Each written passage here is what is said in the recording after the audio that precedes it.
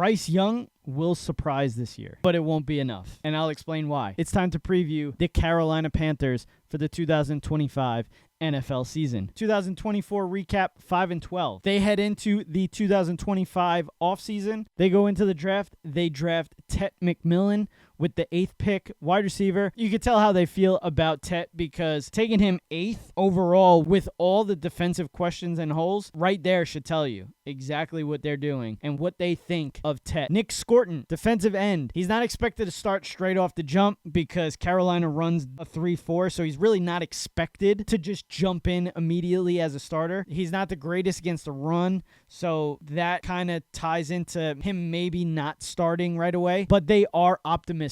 Princely Umanmielen, he's an edge. Edge was a major need, again, for the Panthers. They take Princely and Nick, and both of them, as I said, are not going to be guaranteed starters from the beginning of the season, but also not a guarantee they aren't starting. So there's a question there at defensive end, and you know what? It was a need for them.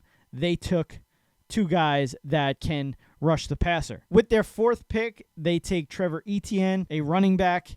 Etienne is really looked at as a return specialist and also maybe a role of a change of pace back behind Chuba and Rico. Free agency adds and losses, trades, coaching changes. We start off with the free agency gains. They get Trayvon Moehrig, a safety, Tershawn Wharton, interior defensive line, Patrick Jones, edge rusher, Bobby Brown, an interior defensive line, and Rico Dowdle, a running back. Free agency losses, they lost Xavier Woods, safety, to Tennessee. Lonnie Johnson, safety, to Las Vegas. Ian Thomas, a tight end, to Las Vegas as well. Felipe Franks, tight end, to Atlanta. Dane Jackson, cornerback. Miles Sanders, running back, he goes to Dallas. Sam Franklin, safety, he goes to Denver. Jordan Fuller, safety, he goes to Atlanta. Shaq Thompson, he heads to Buffalo.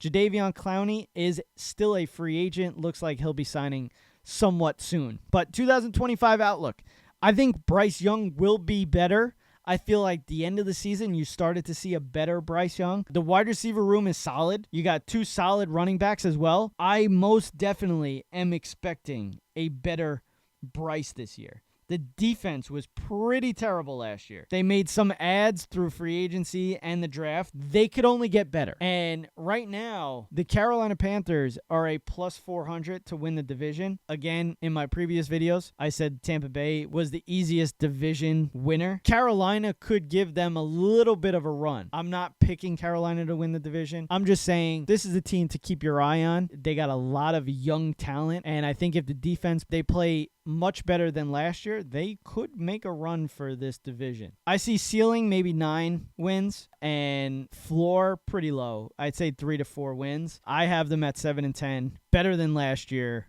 I think they're heading in the right direction. Agree or disagree? Comment below. And that is the Carolina Panthers for the 2025 NFL season, and this is Running Up the Score.